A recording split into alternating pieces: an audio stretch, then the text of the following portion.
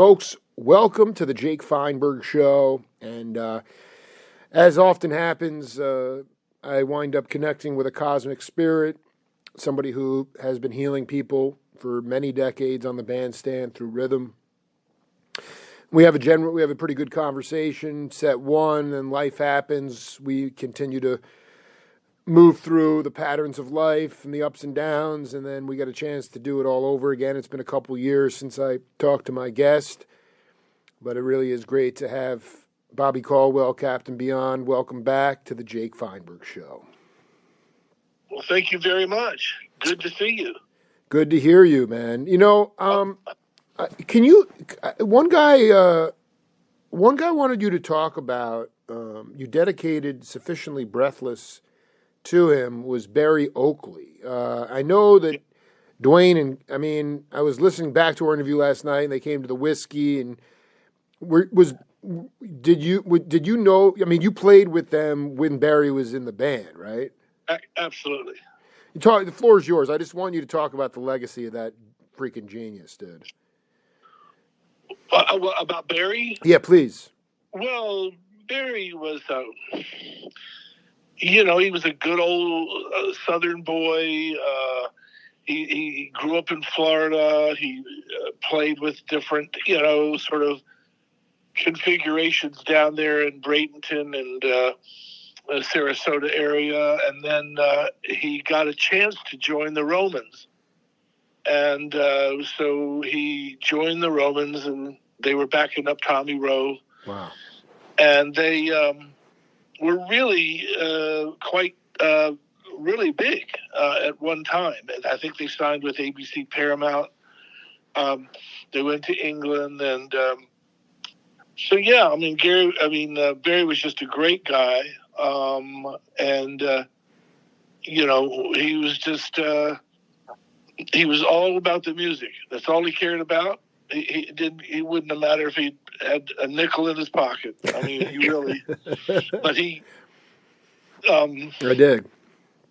He idolized Dwayne, and not in an unhealthy way. He just thought that Dwayne was really a kindred spirit with him, and he had just admired him to no end. And that's why when Dwayne was killed, it hit him so hard. He was never the same. And then he only lasted about another year. But he's just a terrific guy, a great player, and I just can't say enough good things about him. Well, I mean, he was despondent. Everybody was. I mean, I've talked to like Chuck Lavelle and you. I mean, people were like just devastated after Dwayne died. I mean, did he die of natural causes? Did he take his own life? I mean, what happened? No. He died in a motorcycle situation. Same as Dwayne. Did Dwayne die in a motorcycle? Yeah. Oh my. Absolutely. Oh my God. Involving the school bus and all of that, but I have to tell you that there was only a handful of us that were really, really. I don't know. It sort of bothers me when everybody says that so and so was there and this that. There was only a handful of us. I totally get it, man. Who was that? What was the handful? The captain. The handful. Yeah. The handful was. I'm talking about the Allman Brothers family at that moment. Mm-hmm. Was Dwayne, of course, Greg, Barry,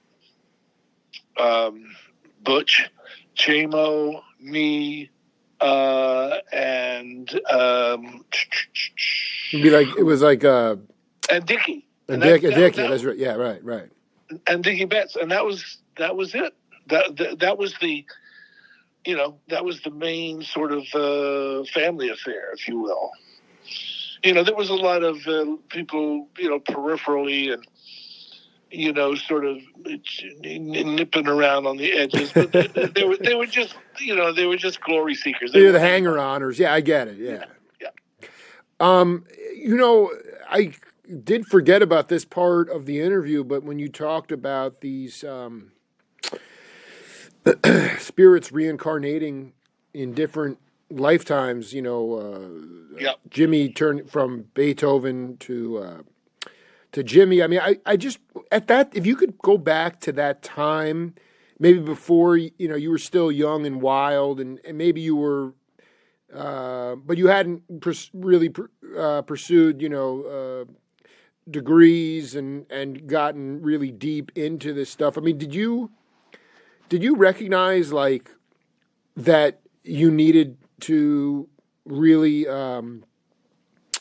prioritize self-preservation? Otherwise, you were going to wind up like roadkill. I mean, so many I mean, Dwayne and Barry. I mean, it was tragic, but I mean, the Rick Danko broke his neck in a motorcycle accident. Dylan got in a car wreck, and I just wonder, like, with the drugs and the partying and just sort of the lifestyle. Is it fair to say that you recognize self-preservation at that time, and that's why you're still here today? I'm not sure that I could attribute it to that, to be honest. Sure. Good. You're pulled, we are all pulled into certain destinations, or we have those in spirit that point the way, that constantly remind you, hey, Jake, but you don't even realize it's happening because they can't impose their will on you. You have to do it under your own free will. See, this is the way it works. And so they may be all these little signs and indicators, but before you can ever realize, I've always loved such and such, you have to go through certain doors before you can get to that point. That doesn't mean just because all of a sudden the destination's found out, it doesn't mean you don't have to go climb all these mountain ranges before you're supposed to be there where you're supposed to be. In my case, when I was a child, and I mean 5 years old, if I told you this, you can stop me, but I'll tell it to Go ahead. Everyone listening. In my case, I was with my older sister having the radio on all the time. And I was just intoxicated, really, with these songs coming out of the radio. I mean, it was insane. And even though I couldn't really articulate it, I mean, every time this song came on, I mean, I was wild. Yeah. And so at that point, though, to your point, I was stargazing even then, and I wanted to be a astronomer. Is really what I wanted to be at that moment. At that moment, as a little kid, as much as I was just flabbergasted by this music, I wanted something was drawing me into astronomy. Like, what is that, and what is that, and how does that happen? Where do you get that? And so, yeah, for me, so I, and it just drew me, but I don't think anything in particular, except a modicum of good sense. Right. You know what I mean? Right. Just kind of say, hey, listen, if I put my hand on this fire one more time, I don't think it's going to turn out good. So I just, you just finally use good sense, I hope, and you just, whatever's detrimental to you, you stop. And could you talk about, was there a period, a demarcation point for you, with whatever you were, could have been any kind of, could have been gambling or drugs or women or whatever it was. I mean, but where you knew you weren't at your peak level and you needed to, like you said, not touch the hot stove again in order to, was there some point in your career? I mean, I've talked to so many cats who, a lot of it's sobriety, a lot of it's drugs. Steve Gadd, like, literally was the number one session player in New York, but his drug addictions got so bad he had to leave New York, and he couldn't see his kids, and he was, it saved his life, and he had friends in the business that brought him back. But was there, for you, and just the music racket is so manic to begin with, I just wonder if there was what was the breaking point, you mean? Yeah, but what was the point where you were like, I'm never touching the stove again? I'll tell you exactly what it was. It was just I got up one morning and I thought, I am so fucking tired of feeling bad. I am so tired of, the next day you got a terrible headache, whether you've been drinking all night, and you might be drinking under very sedentary sort of just a small group of friends. I'm not talking about, running around with sparklers and stuff. I just could be anything. No, I did, yeah. Right? Yeah. And so I just got up one day and I said, I'm not going to do this anymore. I had a great time. I went to this drug counselor one time that I used to see, and he said to me, this is really wild. And he says to me,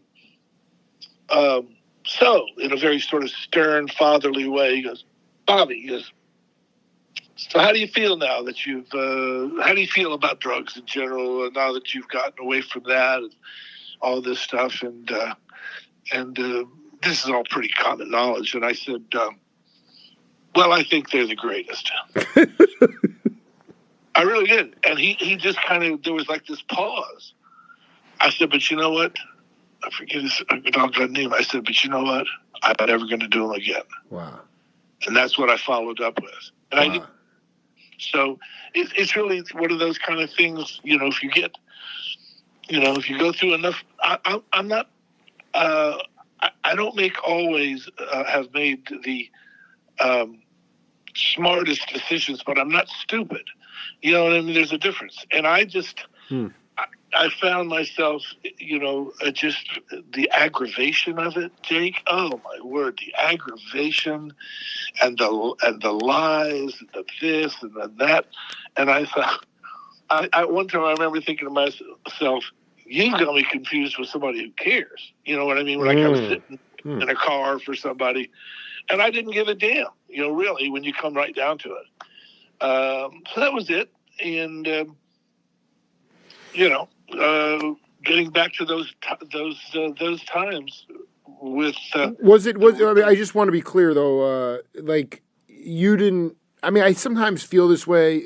Interestingly enough, I mean, when I'm doing my gig, this gig, I'm never in an altered state. But a lot of times I go to shows, especially with people that I love so much, and I want to really and just relax and get into it. So, inevitably, I'm like, I need to, get this, have a couple. Like you said, I don't always make the prudent decisions, but I'm not dumb. So, like, have a couple whiskeys, smoke a joint, whatever. I'm good. But yet, I often say to myself, well, but you could reach the same level of consciousness, cosmic consciousness, without any of that stuff. And I just wonder with you, was there ever an issue? Some cats say, well, I got to be on the bandstand. I got to be set this way. Otherwise, I'm not going to be able to reach this pinnacle.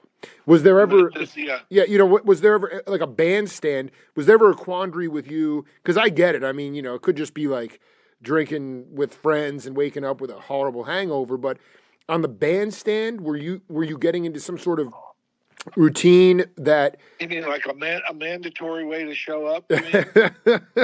like basically like, well, I need to get stoned, or I need to get to a certain place in order to really relax. But then after you decided not to touch the hot stove again, you realized you could get there without any accoutrements. Well, I knew that. I mean, I knew that once I made that decision, there's no turning back. Right. I mean, I'm just that way. So once I decided, that meant when I was out playing, I mean, I was out playing without that. And I didn't have to be, I didn't have to be in some minor altered state or major altered state. And, I don't think anybody plays very well, needless to say, when they're in that frame of mind. You think you're playing well, but That's all. That's interesting because a lot of people would say that agree. Like other musicians would say, "Boy, I killed it, man," and then they were all Killed it inebriated. all right. But then then they listened back to it. They're just ready to throw up. Yeah, I always tell them, you killed it all right. You killed the vibe, dude. Yeah, no, I get it. Now, I want to. So I just interviewed Andre Fisher, who was the drummer for Shaka Khan, and I want to read this quote to you, and then. Good. That's a really good. I don't know what part of Shaka's career he was involved in, but right at the right away, right off the bat. Oh, he's a great player. He's a great player, and his dad, his dad was a monster jazz player, and his uncle was Claire Fisher, the great jazz piano player. But really, wow, yeah, deep cat. So this is what he said, and I want to read it to you, and then have you respond. He said, "Okay. As far as musicians are concerned, what got me about a lot of them is good content. I remember Paul Humphreys telling me a long time ago, a lot of the young people who talk to us want to know the system we work within. What's the game? They're not asking me about content, they're asking me about the game. All the people who came to me for music business classes at the college I was a dean at, everyone was so worried about the game, but they will go attempt to play the game with no effing content.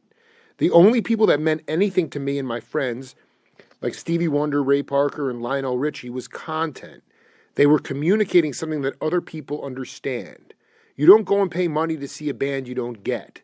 There's a thread that connects us." And right.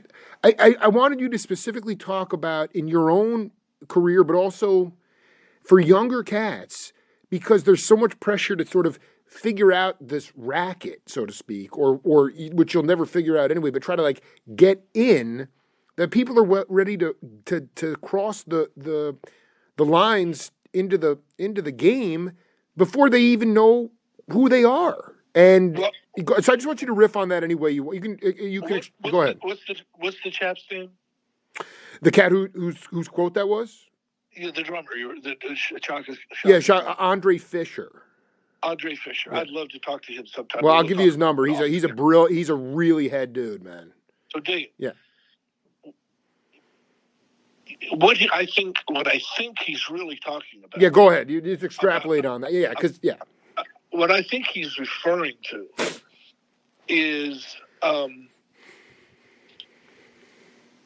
there was a time when you were playing, or you were going to be a player, or you were going to try to be, notice that word, a professionally paid musician. That's right. And you had to have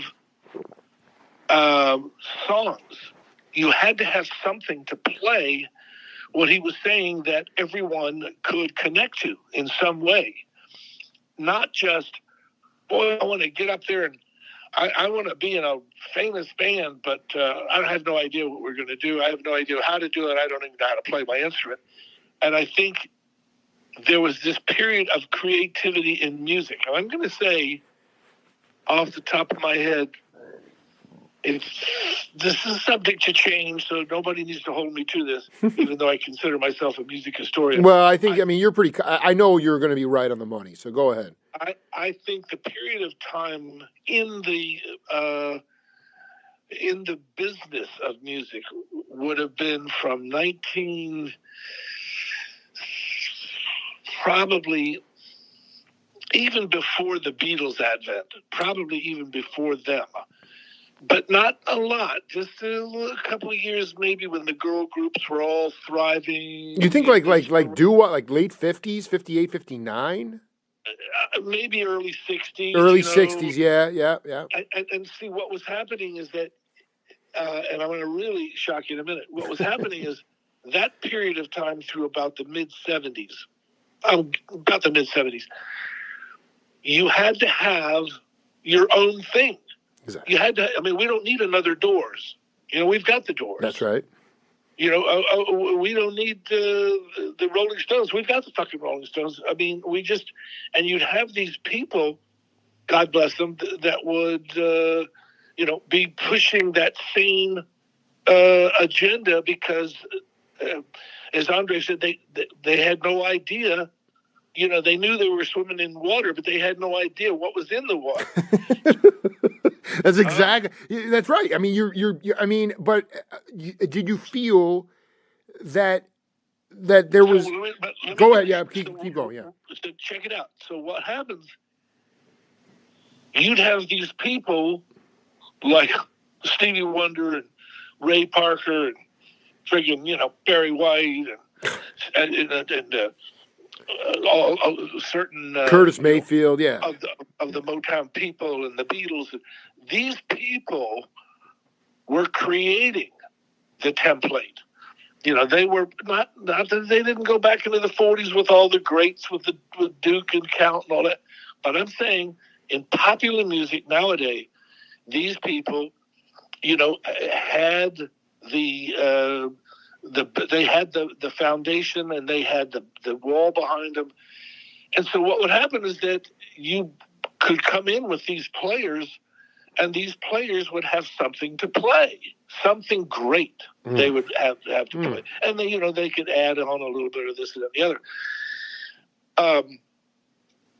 And so without having all of that musical, Burt Bacharach created the doggone foundation for these people to come in, these orchestras, and to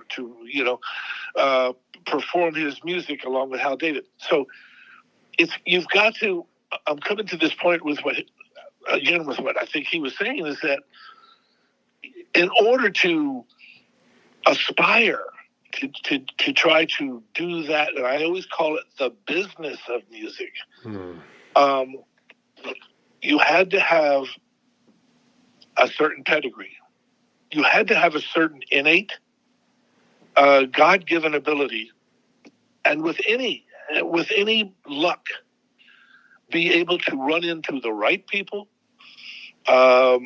keep yourself out of trouble, and blah, blah, blah. So, I was thinking about this, and somebody was talking to me about this, almost the same question. And so if I'm off here a little bit. No, you're riffing, dude. You're fine. So I remember when the people were talking about drummers, for instance, with a tip of the hat to Andre. And they were talking about drummers and this drummer over here and this drummer over here. I said, hang on a second, sir. I said, let me stump you here. The only reason that you know who Mitch Mitchell was, or who Ginger Baker was, or who Dino Danelli is, or who John Bonham is, or whoever, is because they had this foundation, this music that people had created that they were a part of. If you don't have a part in the play, your name's not going to be on the on the theater brochure. I mean, that's what it is. I love it. No, you nailed it. You're not going to. That's right. You form part of that organism, but ultimately, I mean, you just brought up. There's people. My point was, there's people that nobody's ever fucking heard about. Right. That and we'll never hear about them. Why? Not because they're not as great as other people. It's because they never had a platform, something where all the people would turn out and they love the songs and they have this whole wonderful, magical sort of thing going, and they are simply one of the players, in the movie. And if you don't have that, it's no real reflection on how good the person was. It's just that they were never involved. Let me give you an example. I was playing in upstate New York years ago in high school. Wow. In high school, Jake. Wait, I mean, like Catskill area? Where were you? What part of upstate? Lake George. Wow, way up. Yeah. Yep. And so I'm up there playing with this group from Florida. Okay, and we're trying to get a break. And we had the radio disc jockeys up there in Albany behind us, and just trying to swim through the duck pond. Just every stroke is a. And I remember one afternoon, we were playing a residency, okay, at this place called the Towers Hall, And I remember, just to give you an example about how fate works. The couple of guys in the band came over and said, "Hey man, have you seen that guy? He's such and such, that little guy with the dark hair. And have you ever seen this guy, play?" And I said, "Who are you talking about?" He said, "You know that little guy. Every night he's standing off to the side of the stage where you are. He's always over there watching, and he's over here, and he's over here." And I said, "Yeah, I think I remember. Yeah, I know who he is." He said, "We got to go across the street because he's over there." And we told him it was okay if he jammed around on the instruments and this and that. And let me tell you what, this guy was, he was sitting down on my drums and he was playing all of these syncopations just beautifully. Playing all these syncopations. And then he went over and picked up the guitar and turned the amp on and started playing all of these Beatles songs. Every chord progression, I mean, it wouldn't have mattered. He knew it, okay? And he's playing some stuff off of Revolver. And then he gets off of that and goes over and sits on the Hammond B3. There was a B3 set up. And starts playing all of these bluesy, outrageous things and singing like Ray Charles. And I was like, Jesus. You can imagine. I was like, you're kidding me, right? I mean, this has got to be a hallucination. Yeah, right. And when he got off that stage, I said, "What's your name?" And then we formally met. I said, "Where the hell did you learn to play like that?" Now, he's just gone through all the instruments. And he commences to tell me, "Oh, I don't really know. My father was the head of the state national orchestra of Turkey." And he said, "I grew up in that kind of family. My father was the first violinist." Wow. And all of this stuff. And he was 18 years old. Now, he never got a break. I mean, sort of a break I'm coming to. The next thing I knew about Kim, his name is Kim Copley, Capli. I'll never forget it. He's in the books. You can see him under the Monkees' first few albums. Kim Copley. Okay. What was the break he got? The break was that somebody from back there asked him to come out to L.A. and record for the first Monkees albums. And he got a chance to go out there for that kind. That's probably not what he was looking for. You know what I mean? But it got him into the scene at least, yeah. It got him a little bit of recognition for how great he was. Wow. So I said, in finality here, I said, all of these people, I said, let's suppose the night that John Paul Jones and Peter Grant and Jimmy Page all went up to Birmingham to see this band and check out the singer. Suppose the drummer had been sick that night. Or suppose he had already decided he had enough of it. That would have been the end of John Bonham's career. That's right. So I said, it's all about, or me, I told him. If I hadn't been that afternoon, my road manager, in the band I was in Florida, called me up and asked me to come down and jam with Johnny Winter and, Johnny Winter. And I said I didn't even want to do it. Dude, the story is epic. You were sweating and furious. You had to wait. You were like, "Why am I doing this? I'm not a jam guy." Yeah. And then you decided fate. You sat there, and then the rest is history. That's right. But I'm saying, let's just say he wasn't able to reach me. I know. It wouldn't have mattered how good some people thought. I always use it that way. That thought I was, or what kind of talent they thought I was. If you're not there, you're not there. And so if you don't have that platform, which is going back to Andre's comments, if you don't have what I think he was talking about is real musical foundation and something that you can show let's say one last thing. Let's say, Jake, you were a classical pianist. And right. I mean a really great classical pianist. So just pretend for just a moment that You were trying to get some orchestra to symphony to hire you on, because you knew you could play as well as anybody that's in that symphony, but you just couldn't get arrested. That's the same kind of thing, because if you can get in that symphony, then you can get people to recognize you and the talent that God has given you. But if you can't get in there, you just sit there and you bang your head against the wall and you tell your girlfriend or your wife, man, I can't believe this. I went 2 hours, I waited outside the door just to speak to the director, and he never came out. So there's a lot of serendipity. There's a lot of serendipity that goes into all of that stuff. So let me. Okay, so I want to just continue this thread for a minute, because so do you believe, even though you're right, you have to show up, you don't know when the door is going to open, then you got to choose whether you want to walk through the door.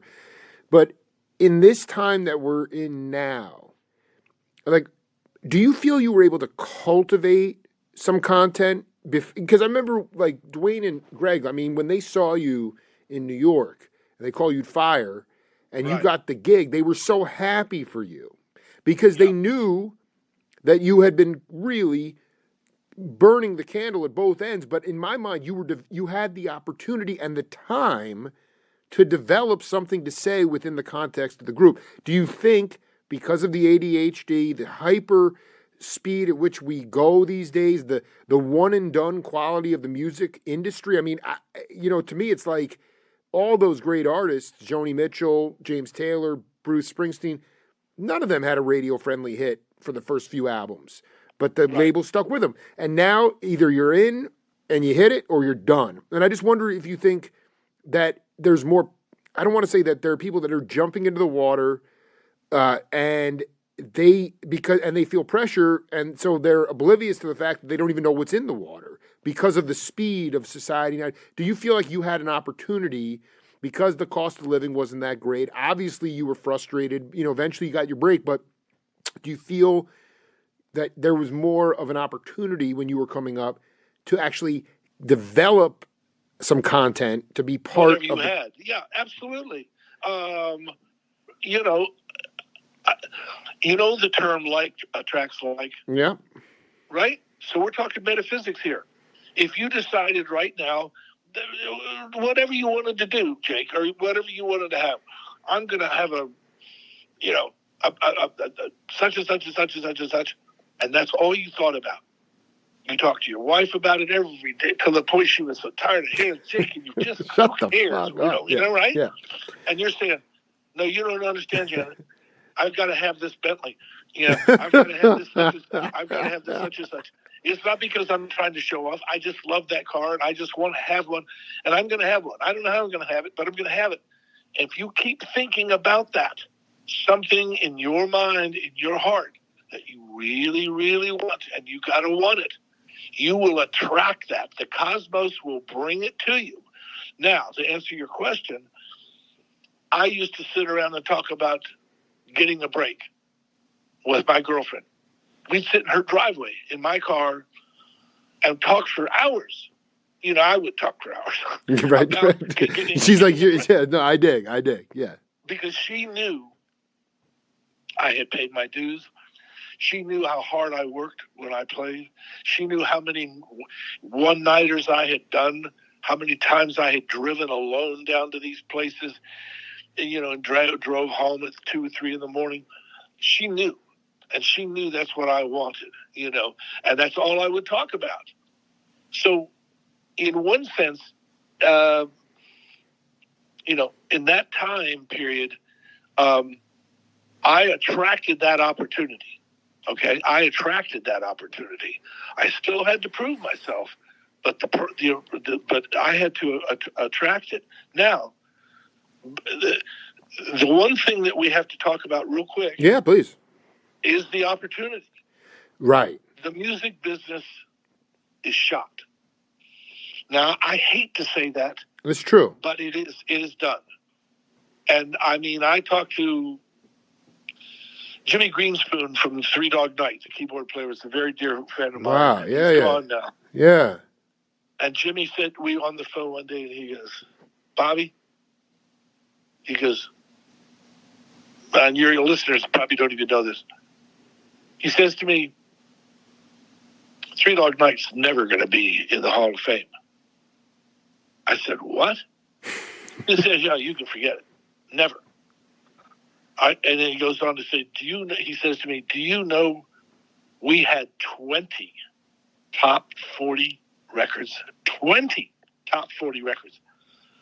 I said, well, then what's going to stop you? Right. He goes, he said the people, the head of the Atlantic Records people, and apparently I said, why? And he said, because when we were putting the band together in L.A., he said that all of the record companies came out. And they came out to see us. And we were playing the Troubadour and all these places. And the places was just jammed with people from the industry. And Atlantic was really, really interested. But we decided not to go with Atlantic. And we went with what was it? Was it ABC Paramount or something like that? No. I think Dunhill? it was Dunhill. Dunhill, that's right. Dunhill, yeah. Yeah.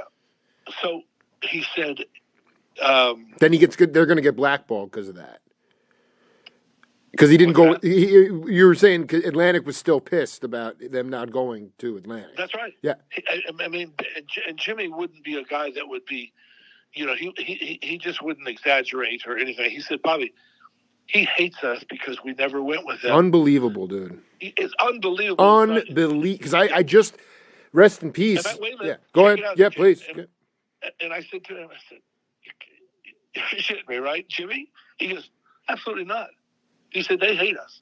He said, it doesn't. I said, how do you dispute all those top 10 records? He says, you can't dispute it. It's pretty self-evident. All you got to do is be around and look at the charts through the years. And, he didn't much care one way or the other. But the point is, the industry is just, it sunk itself. It really just killed itself. I mean, that's just the opportunities of that time period, what we talked about a few minutes ago, from the early 60s maybe through about mid-75, where record companies, they were the titans. They were, they were the whole deal. Getting a record deal was the whole end game. Whether it was right or wrong, that's what people thought. Oh, I got to get a record. Oh, we signed a deal. We get to do one 45 single in 10 years. We get to do, or something ridiculous. And so, those opportunities. There isn't. Think about it. In order to have, I don't want to filibuster here, but I got to tell you this. Go ahead, baby. Check this out. In order to become a recording success, I'm not even going to use the word star. A recording success, what do you got to have? Well, you've got to have a recording company, somebody who's got money that's going to pay for you to record on the promise that you'll pay them back and blah, blah, blah. The next thing you have to have is you have to have record stores in order to sell your product and every other person who's recording. Absolutely. So they can sell them. So you've got to have record stores. The third thing you got to have radio stations that will play your product and get people out to the people so they can hear it, blah, blah, blah.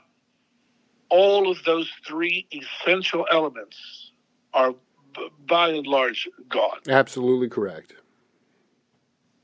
So where does the young cat even go to, I don't know, man, like. They're not going anywhere.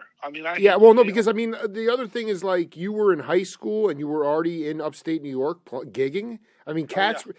Ahmad Jamal joined the Union at 10 years old. Mike Clark was sitting in the Texas bar with his dad next to him when he was 9 years old. I mean, things also, a lot of the grease and the magic and the timing came out of these, these serendipitous hangs Right. You know, I mean, and I'm not saying, I mean, Mothers Against Drunk Driving. I understand. Like it was, they closed. You know, they people were getting slaughtered on the way home and stuff. But it was just like, you know, there was just, I don't know, man. Like, I mean, so what is your? I mean, being somebody who's an intergalactic cat like yourself. I mean, and for me, I mean, yeah, I'm this. I'm just trying to disseminate using new media, transcribing, putting it in print, audio. I'm trying to do all these different things to diversify, and I'm fine with it. I'm a one man band, but Yeah. when it comes to cats who are hungry, who ultimately want to be one living, breathing organism on the bandstand, just throw the roadmap away. What is the Captain Beyond sort of wisdom for these younger cats? Well, okay, so I'll just answer it in this way. Yeah. If you're in Phoenix or Tucson, Tucson, yeah, is it Phoenix? Yeah, I'm in Tucson, but yeah, Phoenix, you know, same state. Okay, whatever. It's Yeah. the same difference. If you're in Tucson, you got to ask yourself, how many places are here that are quality places to play? Absolutely correct. I mean, there's, I can, yeah. You don't need to even give me the answer because I know the answer. The answer is none. Well, I can count it on one hand. That's for sure. Well, Yeah, but when I say none, I mean relative to absolutely correct. Okay, so you got to have places to play. You have to have places to play, and they're almost extinct. I mean, they're almost extinct. So now here's what you've got. You know, you've got this great jazz keyboard player, phenom. You know, and he's able to make a few recordings. Has anybody heard of him? No, because there's no radio stations. They don't even know who he is. Right. That's a very good point. Yeah. Yeah, he's got a few records out. So because the industry that used to support live music, the record companies would support it. You know, they would back them up all the time, and create this great this great sidebar, this magic. You know, such and such got a new album out, and they're coming to Tempe Stadium or whatever. All of that's gone. So I mean, I'm not sure.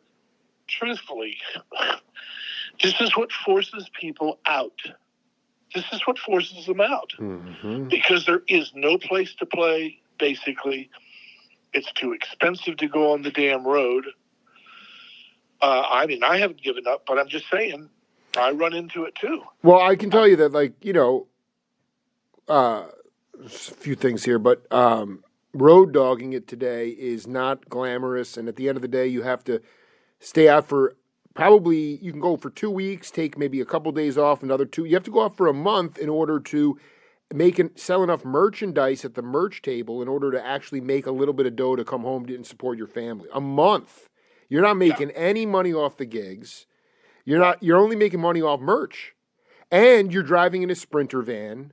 And, you know, if you're probably not staying at the you're yeah, not I mean, at least I recently found out my favorite band, they actually do get hotels for the night, which is amazing. Who cares what it is? I mean, they're not sleeping in the van, but it's just like, I don't know. I wanted to ask you, this is something I wanted to ask you about because it just leads into what we've been riffing on is just, I remember Alex Litcherwood from, the singer. Yeah, incredible. But he was in so many bands, but the Brian Auger's Oblivion Express, which was so similar, and you know, Captain Beyond, different vibe, but I mean, same time period.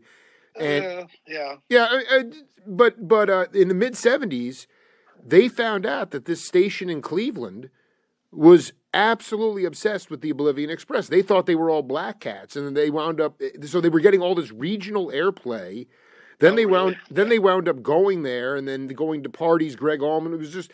Did any of your albums take off in different regional pockets of the country, and also like how long were the engagements you had? Because that's the other thing now is that everything's like 24 gigs and 26 nights. Where I remember the late great Mike Finnegan. I mean, in the Surfs within his old band, they might be at an upholstered sewer for a month. Yeah. Did you have long engagements like that? I absolutely. There's always pockets where, for some unknown reason, that everyone in that region loves you, or everyone in that region, you thought somebody had yelled fire. Dude, you love hate, dude. Oh man. You can't find these. You can't find a damn soul out there. Well, we've sold 18 tickets, and you're going, what? What? And so this is a situation that happens, to everybody. And there's places where, you have a real strong, for some reason. I'll give you another example. The Allman Brothers, they really couldn't get arrested in Europe.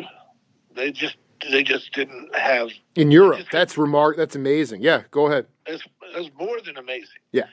And, but you would think the friggin' Rolling Stones had just pulled into New York City because they were so successful in the greater New York area that it was unbelievable. I mean, it really was. And it was just because certain areas of certain places, just really. Well, and they probably were playing their music a lot on radio stations around there.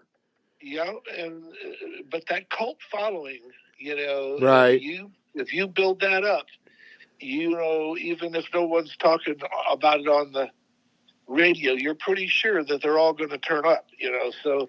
It's I dig. So tell me the cult. Where in the country was the cult following for Captain Beyond? It was probably in my apartment. Dude, man, don't. Holy, that's Jake Feinberg right there, man. I love this, dude. The areas. I mean, I can tell you, we were. We didn't get enough of a chance to break the New York area, unfortunately, because I think we could. Captain Beyond was and always was huge in the Midwest. If you ask me why or what do I attribute to, I have no idea. No idea. But the Midwest listener, I will tell you this, are very discerning lot they are. They're a little bit like Texas audiences. I mean, if they like you, believe me, they like you. I dig. But if they don't, you better find a way out of town. And so you were playing like Chicago, Milwaukee, Detroit kind of thing, or everywhere. Yeah, everywhere.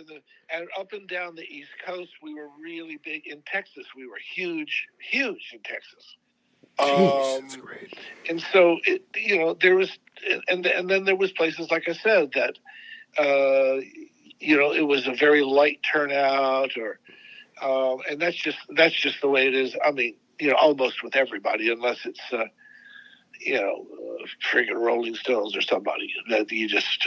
Yeah, right. No, I dig. I mean, yeah. Did you feel like you played some of your best gigs in front of 3 people? No doubt. Absolutely. Yeah, because the Jazzers would talk about that. I mean, guys that play with like Gene Harris and stuff, they're like, dude, we played some of our best shows and there was 3 people in the crowd. Well, there's nobody there but the bartender. That's right. I mean, and that's fine. As long as you're getting treated right, and and the people that are promoting the show don't put it against you, because sometimes they'll say the Tom Ellis Trio, they brought in nobody, we lost lots of money. Well, that's all it's about today, man. That's all it's about is the bottom line, man. That's so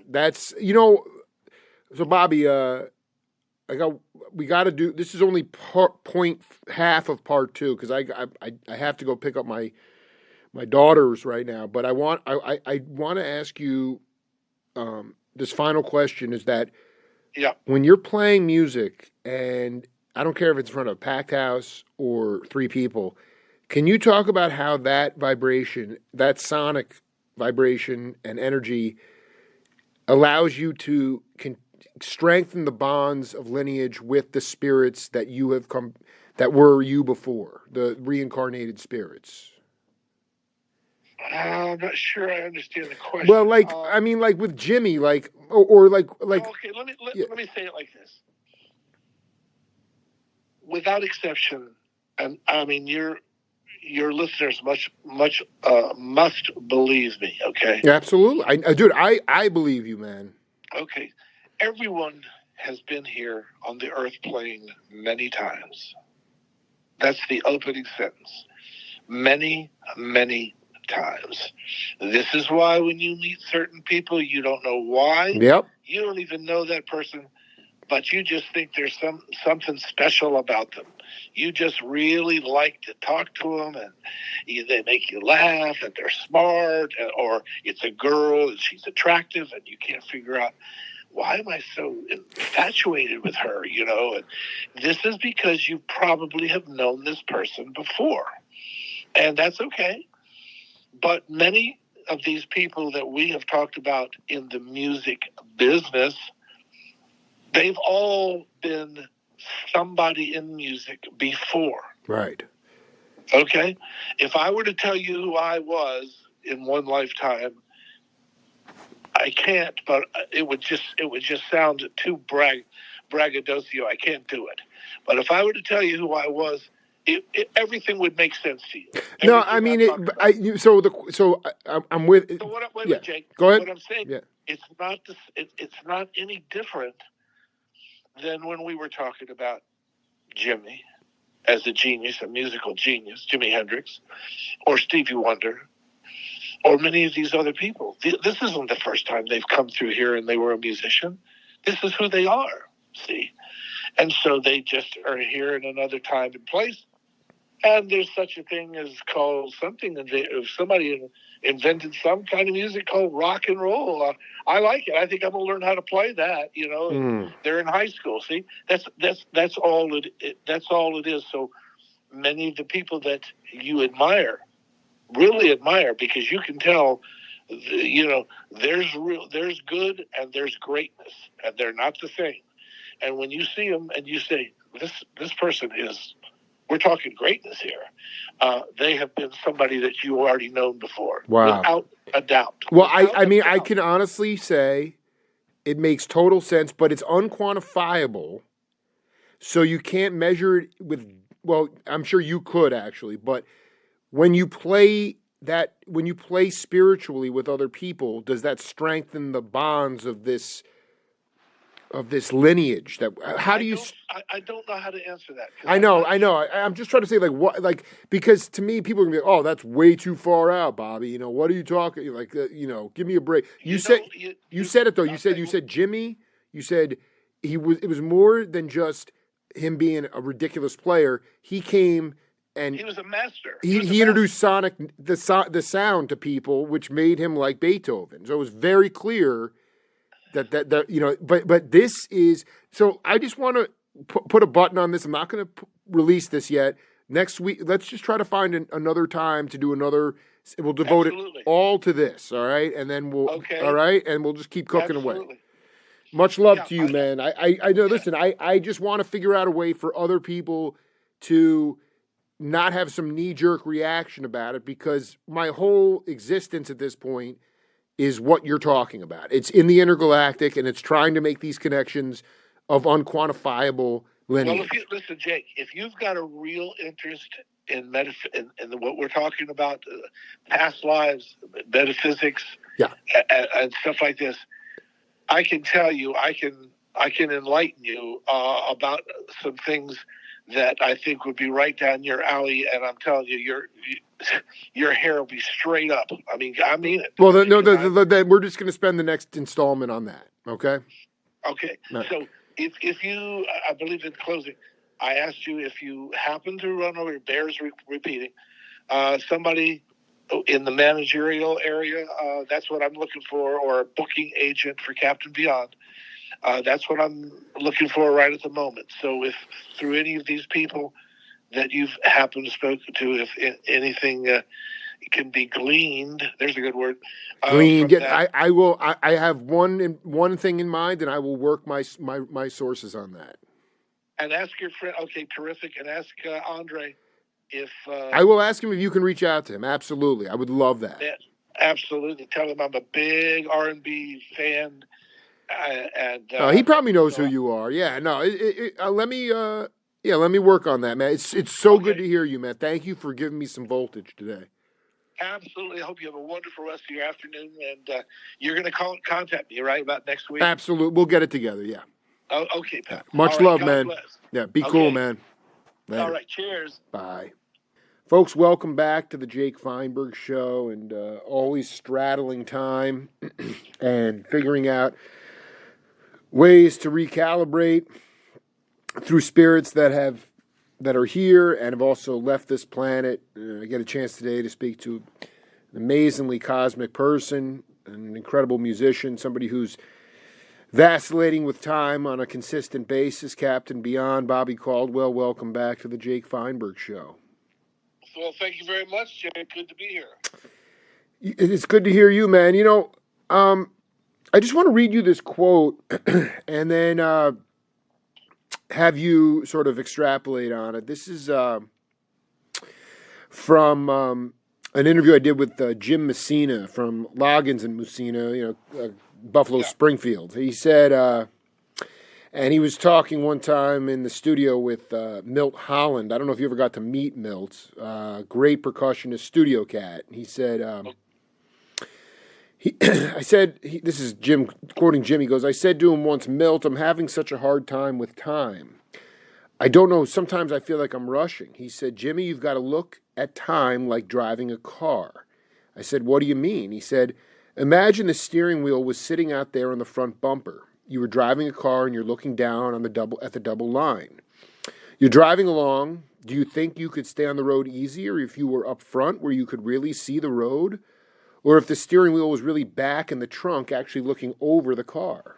I said, well, I think sitting right up front where I could really see it. He said, that's fine until there's a curve. If you don't see the curve coming, you'll fall off the road. He said, if you're standing on the back of the car and you're looking down the road and you can see it's going to turn, you know you're going to be going to the left and you're not going to go off the road. He said, you've got to look at time that way. Time is coming at you. You're not moving with it. It's coming at you. Let it come to you. Don't try to go to it. Free associate on that. Do you agree with that statement in terms of, time is coming at you? You're not moving with it. It's coming at you. Let it come to you. Don't try to go to it. Love to get your opinion on that. Well, let's see. Of course, the fact that it's all based on perception anyway. Right. So what one person may perceive, the person sitting next to him would not necessarily perceive it that way. How do you perceive it? I don't ever really worry about it until I'm out of it. So when I'm out of time, then I know I have a problem. Right. No, I feel that that we're moving through it, and the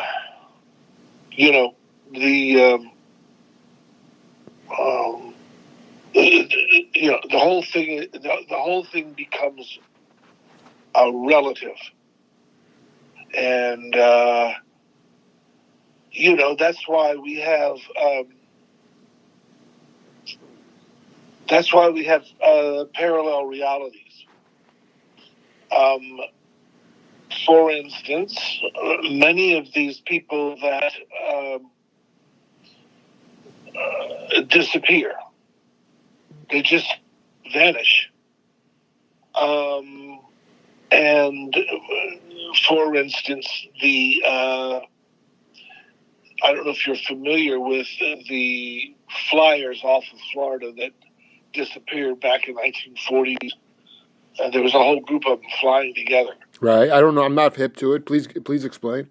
Well, I don't know. They took off from an airfield down in Fort Lauderdale or somewhere, And they got up out over the Atlantic Ocean, and all of a sudden they completely lost track of where land was or where they were in relationship to where they just had taken off from 45 minutes earlier. And then finally they no longer were, nobody could find them. And so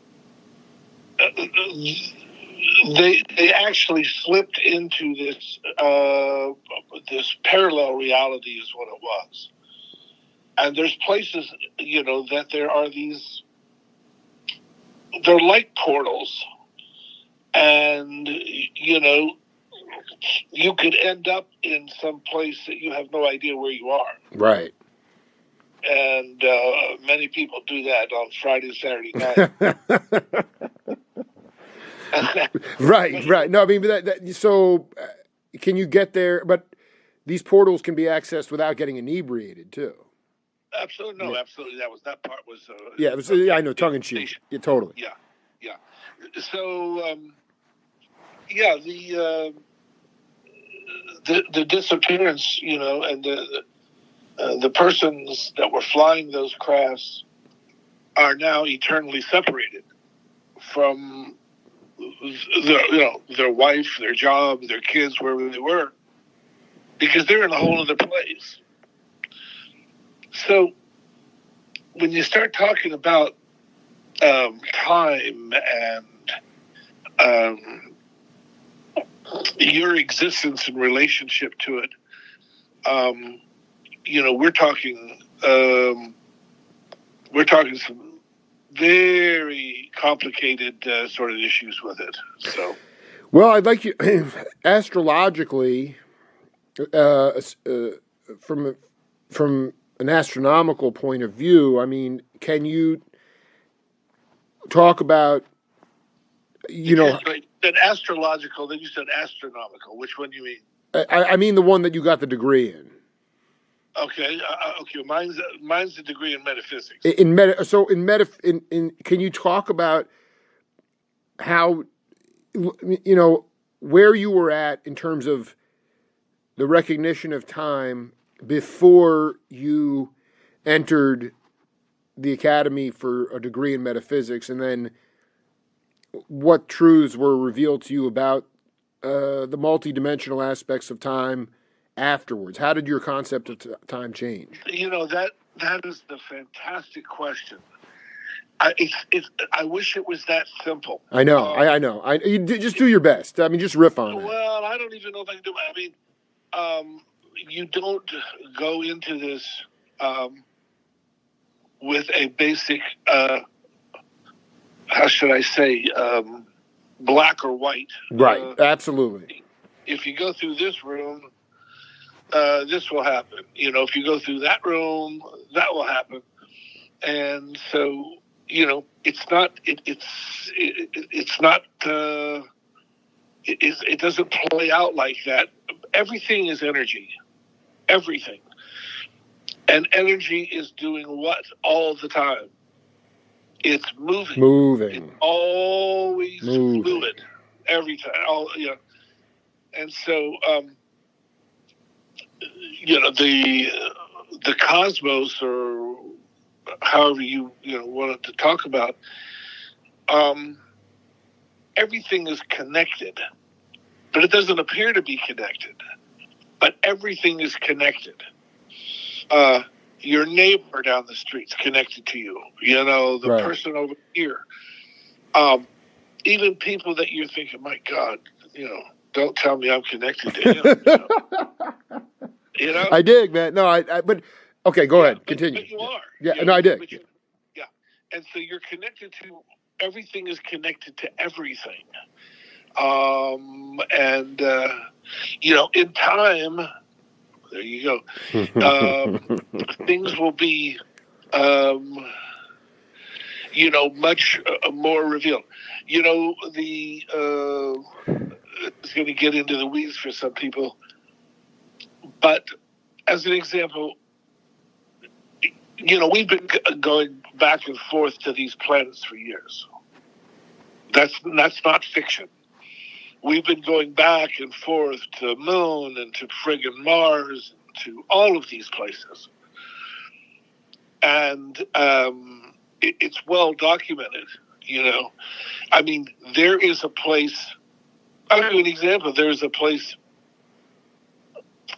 that I heard a fellow talking about where you get on the elevator, and when you get off the elevator, you're in Australia.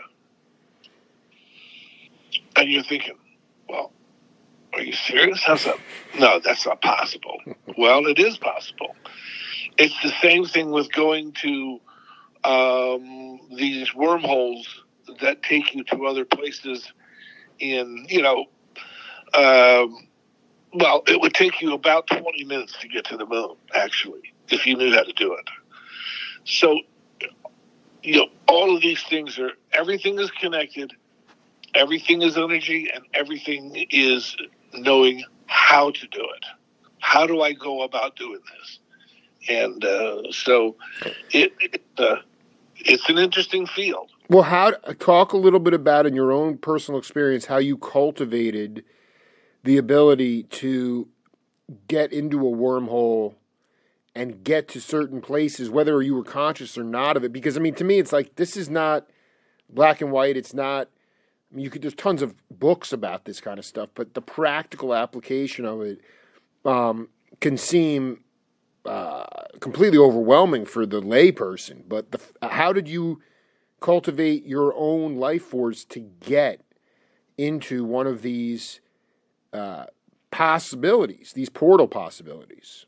Well, it's all a learning expedition, isn't it? I mean, you for me, when I tell people the story, when I was a child, I mean a small child, 4 years old, 5 years old, I always wanted to be, I'd always be looking up at the stars. I was always looking at the stars,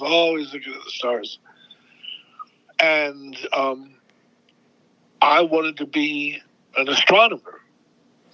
And I wanted to study whatever that is going on out there.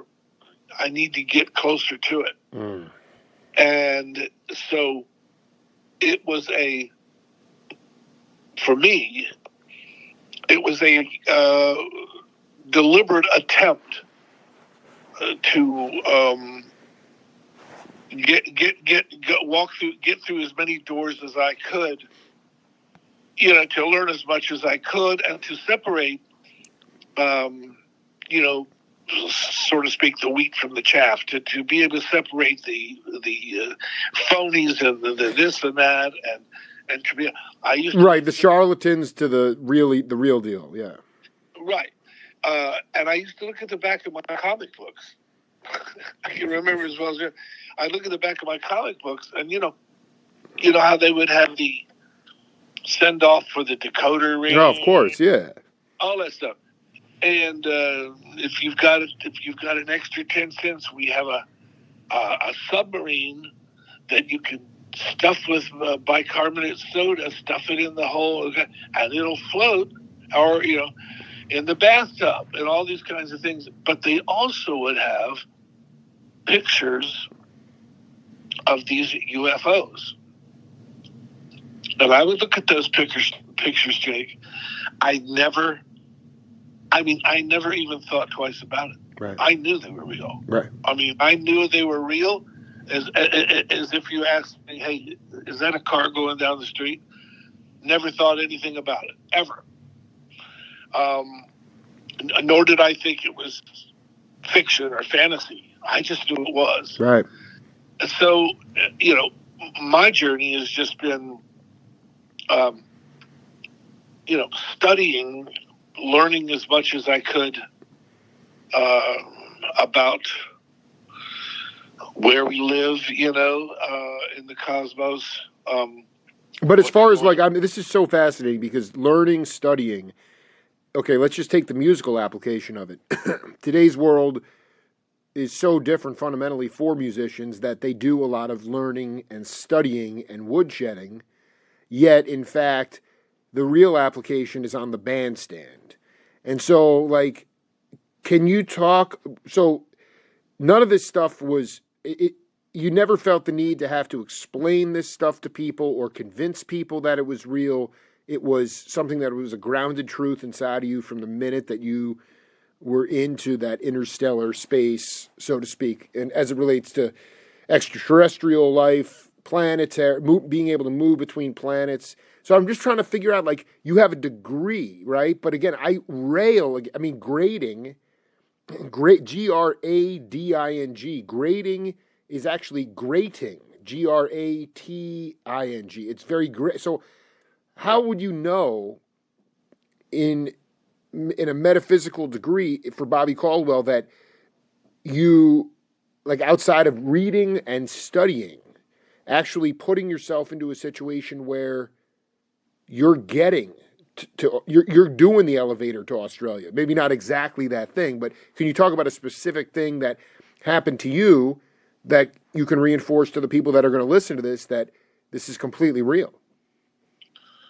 I'm not quite sure your question. Well, you talked about the guy who said, go up the elevator, you open it, you're in Australia. If you know how to get to the moon, it will take you 20 minutes. Talk to me about something you did in an experimentation, or you cultivated it to get to a point when you experienced one of those things. No, it's something for me. It's just something that I've been drawn to. Okay. I've just been drawn to it. I have not experienced it, but I have been drawn to it to where the best way I can say it is if there's something presented to you, let's say you're with your wife and there's something presented to you, and you two look at each other with, your eyes wide open. You're like, excuse me? Right. But you knew what you just heard was true. So it's a resonance, not resonance, but resonance that you follow. Wow. Right? I did. So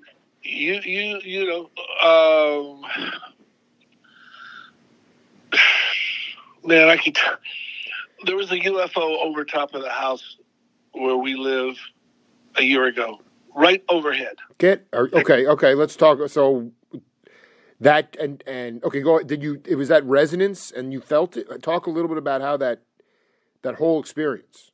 Well, it wasn't easy, complicated. I mean, I walked out one night, and I was sort of, just looking at the different directions, and it was a very beautiful night. And all of a sudden, Vicky says, "Wow, what is that?" And I turned and looked straight up, and there was this massive UFO overhead momentarily. It didn't want to sit there and let us study it too long. Momentarily. Wow. Jeez. And I said to Vicky, well, this is a UFO. She goes, oh, I know. I said, darn, I wish that thing had sat still for a while. Because they can disappear at will and like turning off a light switch. But I knew it was there. I mean, it's just that simple. I mean, it's other people that have problems with these things, you see. I actually ran in, that's the wrong word, to an extraterrestrial out on this trail one afternoon. And he accidentally had been dropped off here by his partners where he's supposed to have been dropped off in Indochina, because that's what he sort of looked like. He sort of looked almost like, that, so where he would fit in really good. And he didn't fit in good where I encountered him. So all of these things are just things that if it resonates with you, you could tell me something, Bobby, I'm going to tell you something, this is unbelievable. And you could say, I don't know how I know it's true, but I'm telling you it's true. I saw it. You know what I'm saying? I mean, Absolutely. Yeah. I mean, have you ever seen a whole guard of soldiers walk through a room, cross the room, or walk through the other side of the room and through the wall?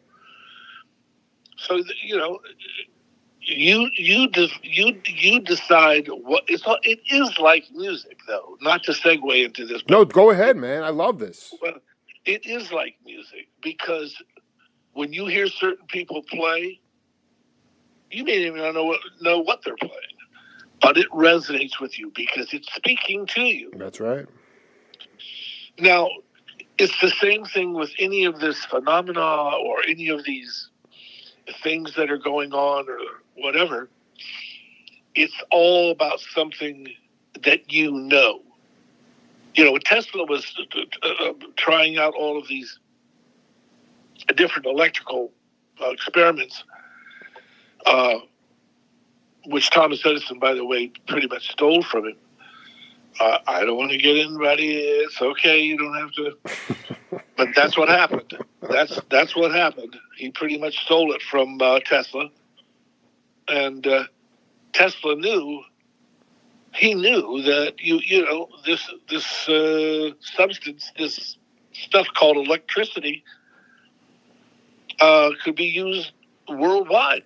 Didn't cost anything. It's very simple. And there was nothing you could have, you couldn't convince him otherwise because he already saw it. He felt it, and he experienced it. So, it's just that resonance of knowing. You could tell me something sometime, and I would go, yeah, I get it, Jake. I know, because it feels right. Let me ask you a question. In our Judeo-Christian society, we're really taught not to feel. And so I'm just thinking back to the nonprofit that I work at in the warehouse, and every day I'm recycling. I mean, the amount of donations we get from the community in terms of media is stunning. Records, books. So I'm throwing away. I'm not throwing away. I'm putting them in the recycle bin to turn them into pulp. And I just see all of this stuff that we've been talking about, and it's referred to as sci-fi, science fiction. Right. Okay. Now, explain the dogma behind this idea of turning away from feeling and just sort of tamping it down and saying it just can't. Like where you were saying, I could come to you with a story and you'd be like, Jake, I believe you, because the resonance has been there for so long since you were staring at the stars at 4 years old. Why is our society in particular? I know that there are some countries in the East that are. I can stop here. I can tell you right now. Go ahead, baby. Yeah. It's a 4-letter word called fear. Let's go deeper on that. Well, it's fear. Everything is about fear here on the earth. Right. The earth is about judgment and fear. That's right. Everybody judges something, and then if they don't like it or this or that, then they're fearful of it. Everything is fear, whether it's fear of not being loved enough, not fear of having enough money, not fear of being smart enough, so not fear of being pretty or beautiful enough, not fear. Everything is fear. So it's a whole lot easier to say, well, we've got some nut jobs over here because they're fearful of it. Nobody can accept anything unless they can see it, which is ridiculous. That's ridiculous. Exactly. Right. I guess I should reveal this part. I had a client one time, and I was just telling this person this story the other day, and she was a staunch disbeliever in anything she couldn't see. So she didn't believe in apparitions or ghosts and all of that stuff. And I'm just talking to her. And and I'm thinking, and she's saying, oh, all that stuff is nonsense, of course. And I finally got a point where I stepped in and I said, Marilyn, I said, let me ask you a question. I said, do you go to church on Sunday? And she says, yes. Of course I do. I said, okay, great. I said, when you go to your church, do you pray to God, while you're there? Or do you pray to Jesus or whomever? And I figured what she said, but she said, well, of course I do. And I stopped her and I said, great. When's the last time you saw Jesus? Right? Right. So she did actually believe in things she couldn't see. That's exact. That is wow. So right. She was stunned. It's selective belief, I guess, in some cases, right? It's selective belief, but it's also fear. Yeah, it's the dogma that's been built into people. I dig it. I dig it. Right. I can't see it, so it must be evil. I don't know. Let's see. Except I go to church and I believe in Jesus Christ and I've seen him. That's there you go. Yeah, but the fear is what's driving the fear is what's driving the disbeliever. Well, let's just go. I want to be very clear. The fear of being so vulnerable to not knowing what we don't know, right? I mean, that's what you're getting at. I think that's part of it. Yeah. It's there was a huge, and I don't want to go back to UFOs or ATs but go ahead. There was a huge. Are you in the Phoenix or Tucson area? Tucson. Okay, but you remember back April '97, there was a massive UFO story over the whole valley that came down. Do you remember this story? This was pre Jake Feinberg in Arizona, but go ahead. So it was in the Phoenix area, most likely. Yes, it was. Yeah, and it's still referred to as the Phoenix Lights even now. If you look I do. I remember. I was in college, but yeah, go ahead. Well, that's it. And there was this enormous doggone UFO. I mean, so big that it actually blacked out the stars behind it as it went through. Oh my God! And all these people saw it. I mean, the whole friggin' town of Phoenix and all the surrounding areas, right. And Scottsdale's on, they all saw it. If they were out, I actually talked to a lady who was out having a barbecue with her husband that night, and she said they saw it. And but what happened? People denied there was everything there. And I mean, it was like you're saying, they didn't interview all these people, and the guy was saying, "Yeah, I saw it right over my house." And the people, all my point is that the people that did not want to admit, that there was something like that going on, is fear. You're nailing it. You're nailing it. Yeah. Yeah. So this is to answer your question on science fiction and all these different things when people, don't let it in because they are just uncertain as to what it's going to do on Monday night when they were planning on watching The Voice or something. So let's just, I want to do some, this is so interesting. Even though you had this inherent grounded trust in this we call it phenomena, but the truth, so to speak, for those people that just want to avoid it and watch The Voice or watch, some sort of cable television news and numb out, what's on the other side for them if they are completely vulnerable to unexplained but totally real stuff? Not just UFOs, but just what's the benefit to the evolution of the human? Because everything is spiritual growth. Everything. So you're here because you're here to learn something, right, my friend. Right. And so is everybody else. And if, you don't get it, I'll give you an example. If a person is here, and one of the reasons that they're here is to learn ABCD. Now, you know ahead of time before you even come in here that you're going to, be presented with these situations. You're getting presented with situations all the time, Jake. That's right. And you don't put it together, but you're thinking, my God, are you serious? Here's the same damn thing that happened. Now here it is, right here. If you don't get it and understand what it is you're supposed to understand, I'm trying to say, the cosmos will give it to you again. God, the creator, will give it to you again in a different format. Something that you can really, finally go, oh man, I see.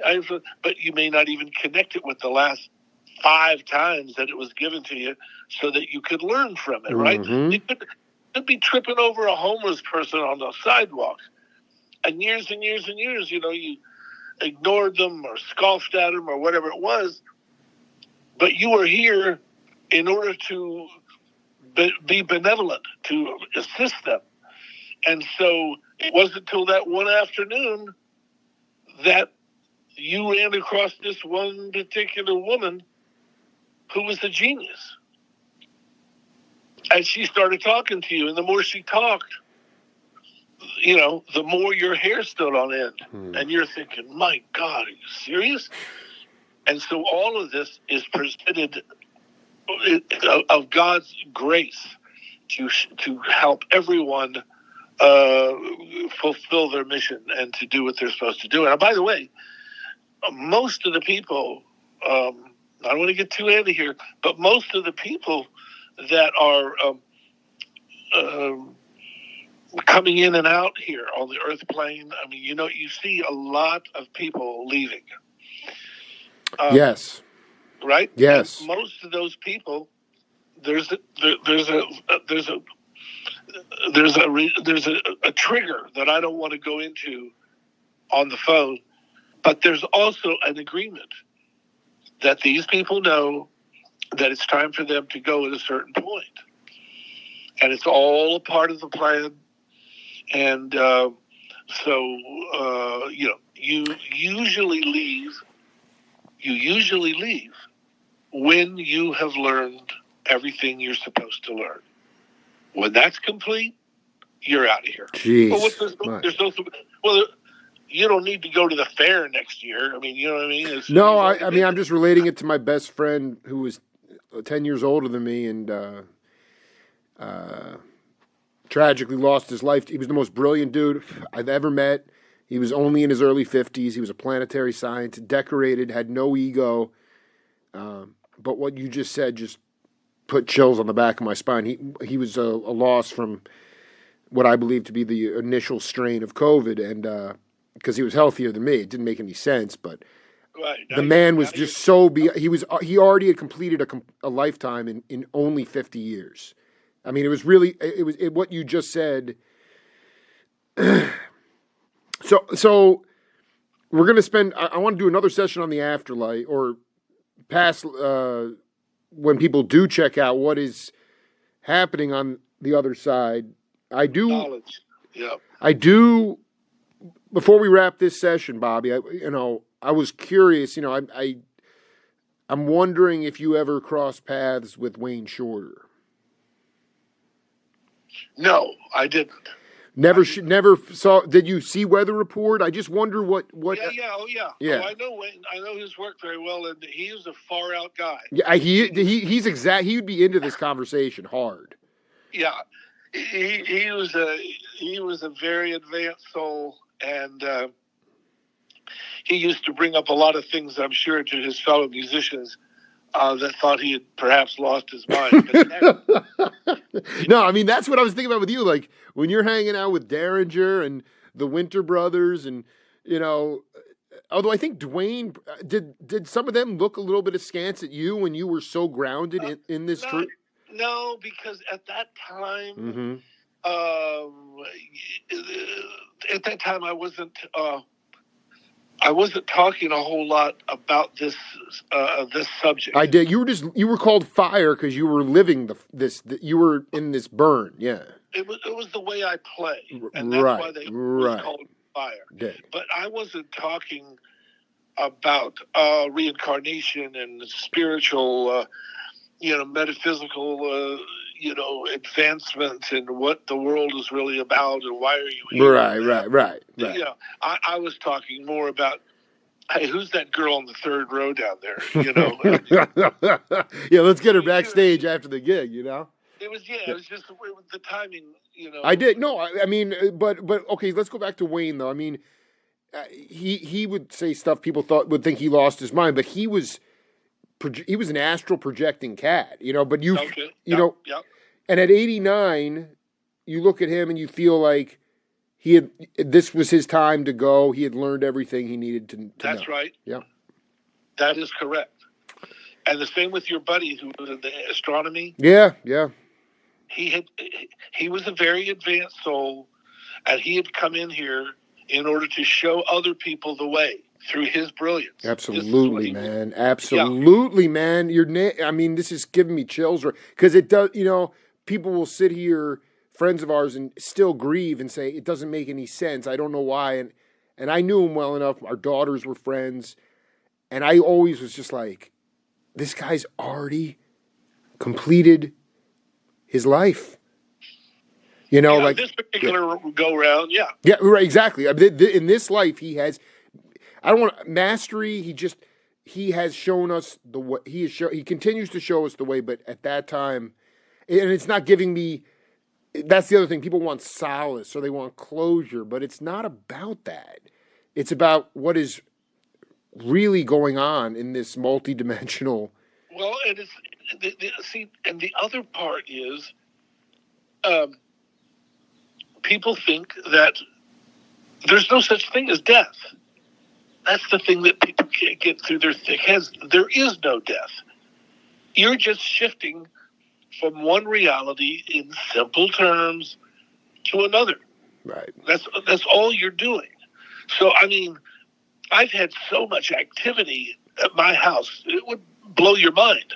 I mean, I've just musicians visiting, coming through and people sitting on the couch and my jukebox starting up out of nowhere. Yeah, dude. I am so happy to have connected with Captain Beyond, dude. Because I'll see stuff just fly by my face, ghosts, paranormal. I mean, it's totally active. But I mean, you've leaned into this for decades, so now it's just like it's just moving. It's just all energy at this point. When people say, I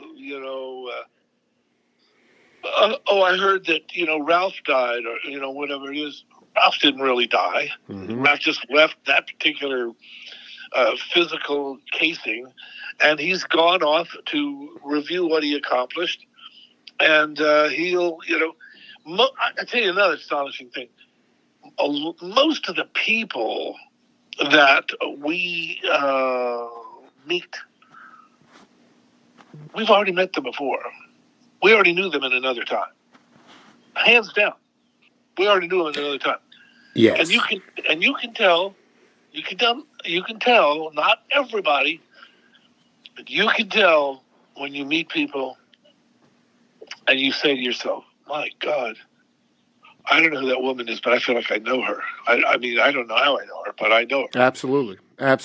And that's because you probably do know her, and that you have already, met her, experienced things, talked to her in another lifetime, and all of that kind of stuff. Because everyone tends, and remember this, in families, in groups of families, they tend to incarnate basically at the same time.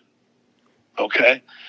So when you meet people like an Italian family, Jewish family, the Greeks, or whoever the hell, and there's a family of 6 people, most of those people in that family already know each other. Right. They knew each other before they ever came in here. That's right. The only difference is Vinny, the son, at that time was the father. And the mother was his sister, or his little brother or his little girlfriend, whatever it is. Everybody's coming, they come in and they're called soul clusters, and they tend to come in together. So they're all learning going through the journey separately but together.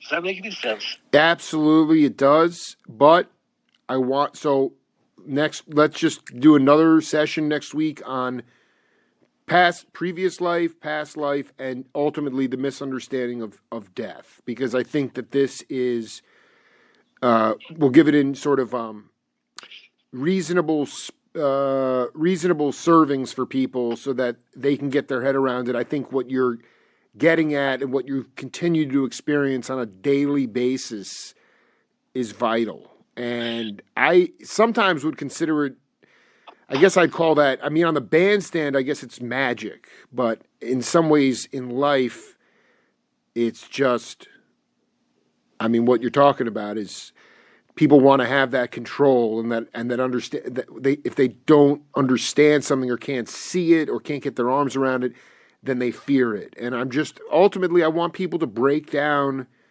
that fear. I mean, this runs across at the most superficial levels at the socio-political level, and there's just so many sheep and not enough shepherds. And obviously, you've been a shepherd for a long time, and who knows what. But they're all see. You just hit it again, Jake. They're all in fear. Yeah, fear. If you listen to these people, we won't go off on this now. But if you listen to these people on TV, if you just listen to them, forgetting whatever crap they're talking about, party the hell, just listen to all of them. They're all you can. It's so obvious that they're in fear that you can taste it. It's so obvious. They're all in fear. They're all of them are just talking nonsense because they don't know why they're talking that way. Exactly. But they're afraid. Oh, I'm afraid of this, and I'm afraid of that. I'm afraid these people are gonna. What if they invade so and so? Oh, it's insane. It's insanity. Insanity. I guess also the other things I want to talk to you about also are that it's fear, and then obviously you talk about judgment. But the other things that get thrown into the dogma are guilt and shame, which comes from ego. And I think some of these blowhards that are yelling in fear just feel like if they actually surrendered, they would just lose all credibility. When in fact, I think it would completely strengthen people's credibility when you surrender to the unknown.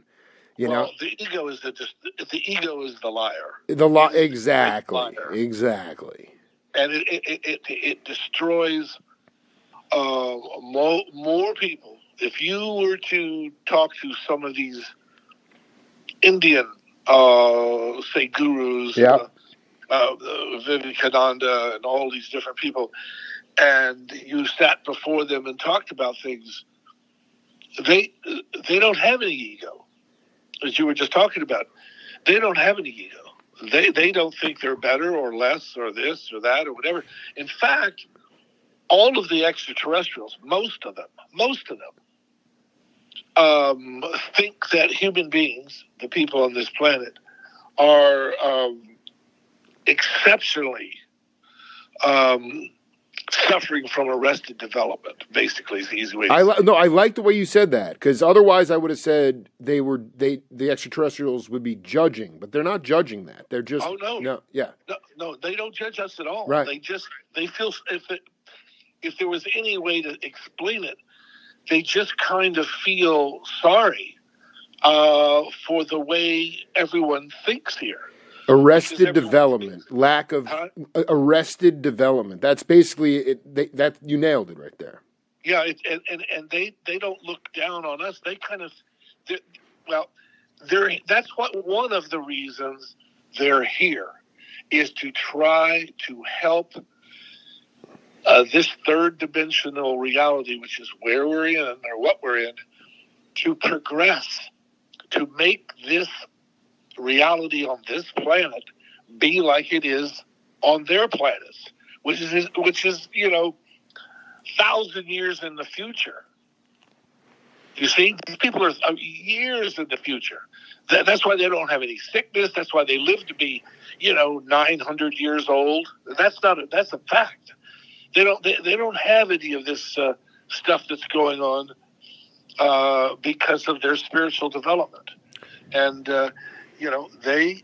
they also realize that there's a creator, and ultimately they have to, account to the creator as well. But they're so far advanced from those on Earth, that they do their best to help out. But what happens?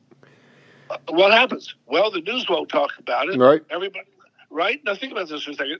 In closing, they try to help out.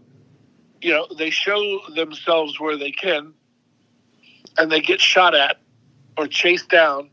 Not that they can't handle it. Believe me, they could, but they don't. They just kind of let it go. And then you've got all of this rude reception committee. Either that or the ignorance thereof. So you have all of this kind of stuff. These people they're well in advance.